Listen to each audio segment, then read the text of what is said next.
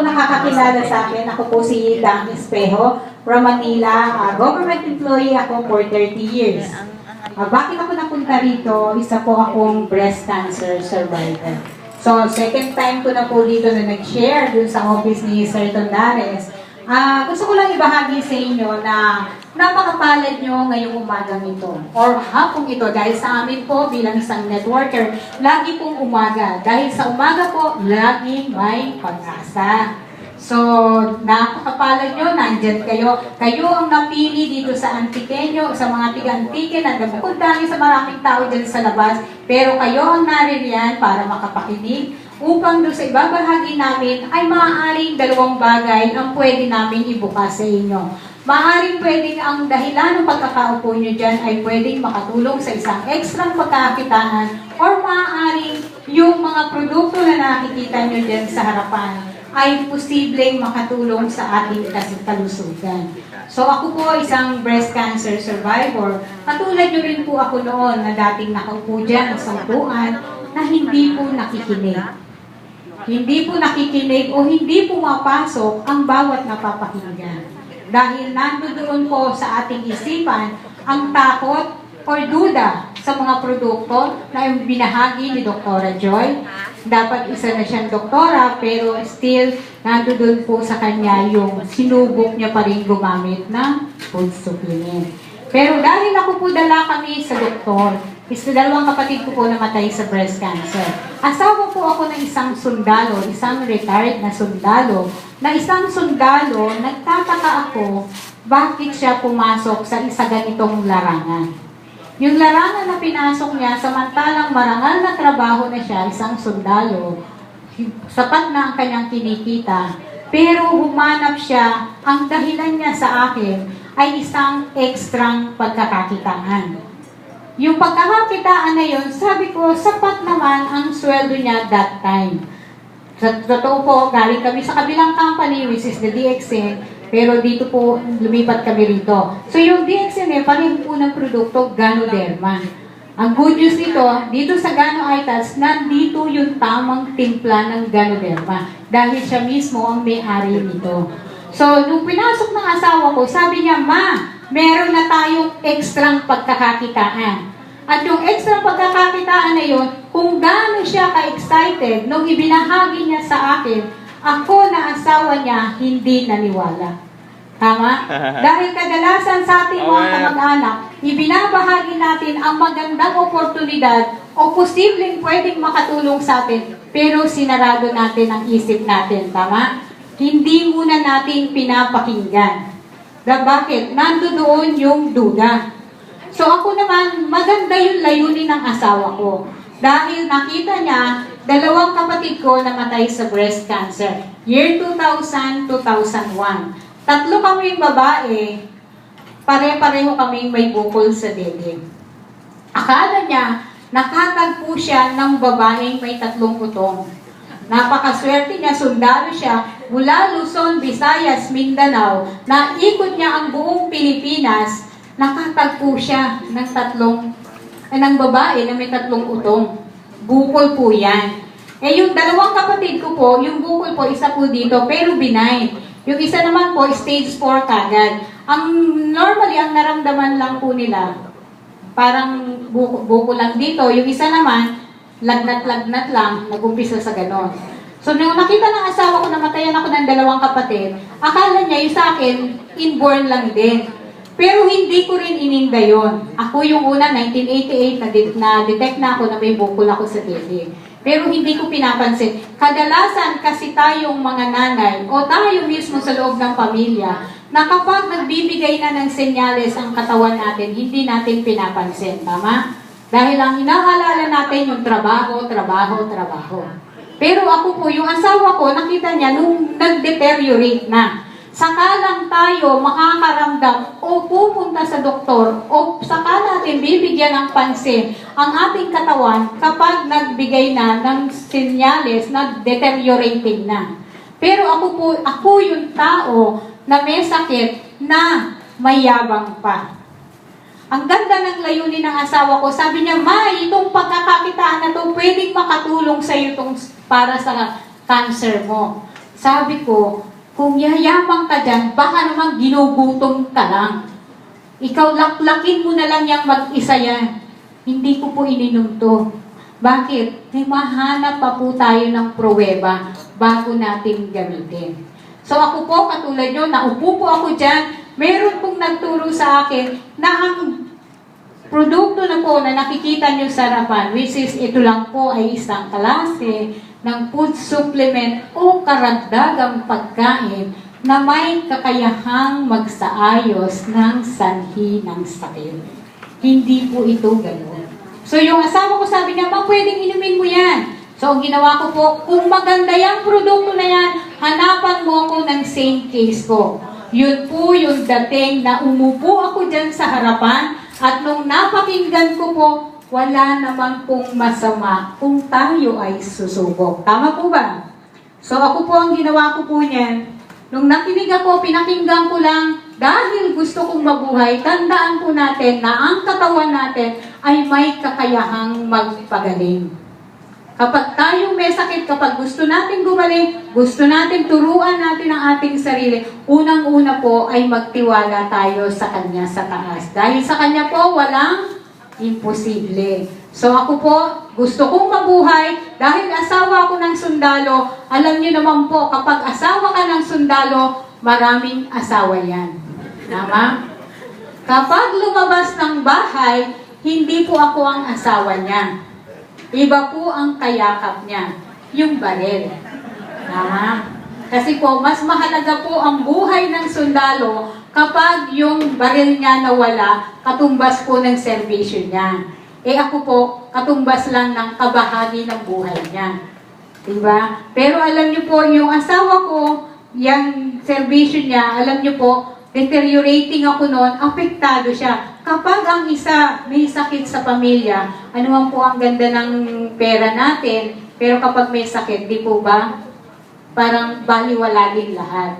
Pero nung ako na po yan, nakinig ako, katulad niya, nakikinig ako dyan. So, tinuro po ito. May isang babae na nagturo sa akin na walang masama kung ako ay susubok. Alam niyo po, pinakinggan ko. Katulad din po ng ginawa ni Dr. Joy, binahagi niya. Isa po siyang doktora, medisina, pinag-aralan.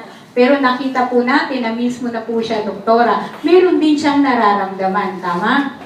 Pero ang nakikita niyo po sa harapan, isang klase ng food supplement o karagdagang pagkain, pero may kakayahang magsaalis. Pero paano mo masasabi na nakakatulong yung Ganoderma na hawak-hawak mo? Ito po yung tinatawag naming Ganoderma. Yung Ganoderma po, siya po yung naglilinis.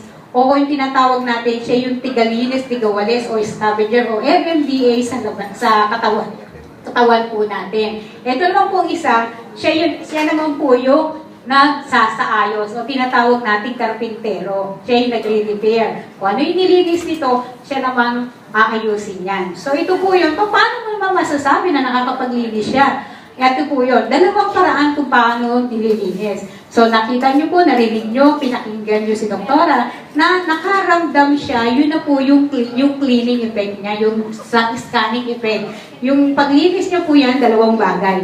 Maaaring ilabas natin sa pamamagitan ng pagpapawis, pag-ihi. Yun po yung tinatawag nating water-soluble na idinidetox niya yung mga toxins sa loob ng katawan natin. Kadalasan kasi, ang sakit natin sa panahon po ngayon ay nakukuha na lang natin sa pagkain, kinakain natin. The more na pinapakain natin, lahat tayo may cancer cell. So the moment na pinapakain natin ng mga bawal na pagkain at ang number 1 po na pagkain ng cancer ay sabi nga po ni Doktora kanina, ay yung stress. Kapag hindi umuwi sa tamang oras yung asawa natin, lumagpas na siya dun sa oras ng pag-uwi niya, naku, ngarag na yung katawan natin, tama? O kapag wala tayong pera, yun po yung mga sanay. So, yung cancer, tuwang-tuwa po yan. Kasi nagre-react po yan. Kakainin niya ngayon yung immune system mo. So, yung ginagawa ng Ganoderma sa loob ng katawan natin, aayusin niya. Magmula sa tuktok hanggang sa dulo. Kaya kahit bata, from womb to toe, pwede po siyang matulungan. So, paano nilinis yan? Sa akin po inilabas siya sa pamamagitan ng non-water soluble. O inilalabas niya sa pamamagitan po yan ng piksa or maaaring sa plema Or maaaring dun sa dumi na kapag nag-take ka, naku, grabe, inilabas yung dami ng basura. Kasi mula nung kinain mo, mula nung pagkabata, ilalabas niya yung dumi mo na pagka-baho-baho. Ganun po yun. Bakit nung ininom ko to? Ang dami, ang grabe, ang itim. So sa akin po inilabas yan, base po lang sa aking experience, depende po yan sa grado ng toxin sa loob ng katawan natin at depende sa metabolismo ng ating katawan. Kaya baka marinig nyo, ay hindi ko na iinumin yan kasi ganun pala magiging reaction. Alam nyo po, matuwa kayo kapag nakaramdam kayo ng reaction kasi nakita agad ng ganoderma sa katawan nyo na meron kayong itinatago na which is in the end, yun na po yung mararamdaman nyo. Ang good news po yan, yung sa akin po, inilabas po yan, 10 beses ka pong labasan kaya ng piksa sa kilikili.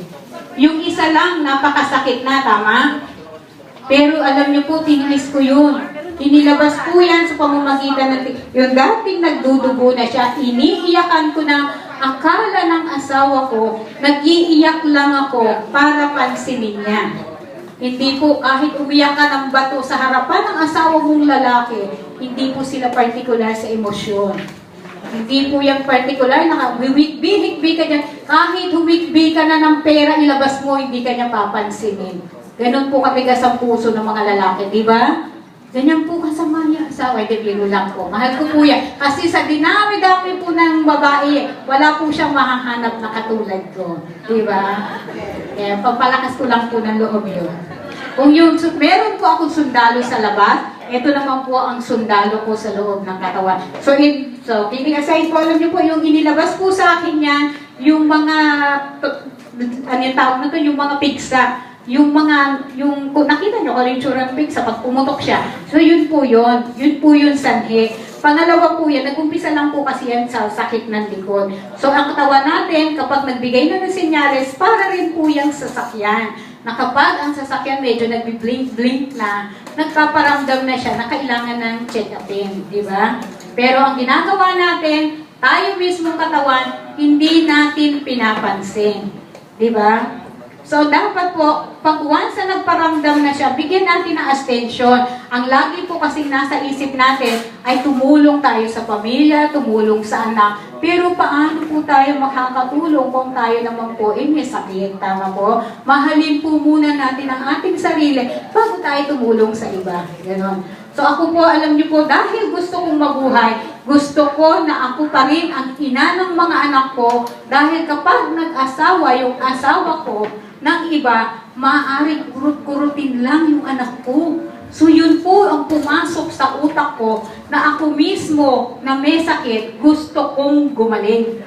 Kaya mismo tayong may katawan, dapat tulungan din natin ang sarili. Maaaring maraming mahal tayo sa buhay na gustong-gusto nating tulungan. Tama? Dapat tayo rin may sakit, tulungan natin yung sarili natin. At good news niyan, naririto kayo ngayon, napakinggan nyo to, pwede itong makatulong sa inyo. Kahit kung sa tingin nyo okay ang katawan nyo, pero the more na nag-i-intake po kayo niyan, nag-i-imbak po kayo ng sundalo sa katawan. So ako po, from year 2002, inilabas niya po yan sa pamagitan ng pigsa, yung pigsa 10 beses. Pagkatapos ko po ng isa, alam niyo po yung kamay ko nakaganyan na lang.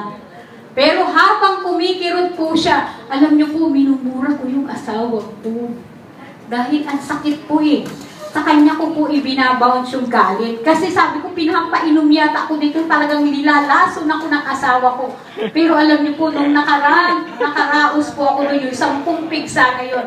Diyos ko, magaling na magaling po ako. Pangalawa po, isurrender natin ang sarili natin sa Kanya.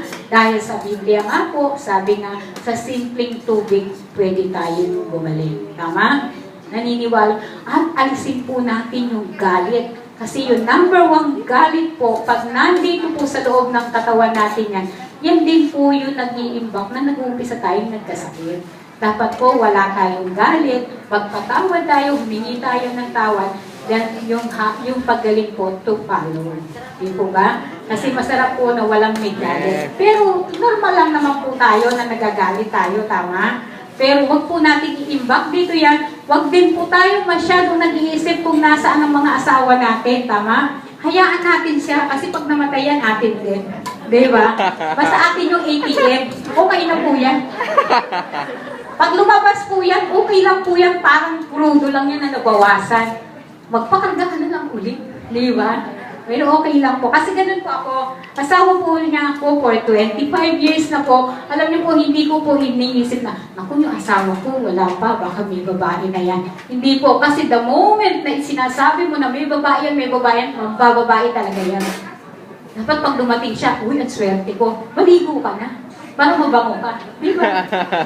Serve ka na. Pero kidding aside po, alam niyo po, ganun po, huwag po natin lagi iniisip. Basta lagi po tayong magtiwala sa taas. Pangalawa, napakapalad natin ginamit ko. So ako po mula year 2002 hanggang ngayon po, alam niyo po, pinagsabay-sabay ko yan. Ito po, from one pair. Tama po si Doktora. Sa mga beginner po, ang ginagawa ko po na pinagagamit ko sila, yung Exilium muna. So ako po, ginawa ko yung kinras out ko, yung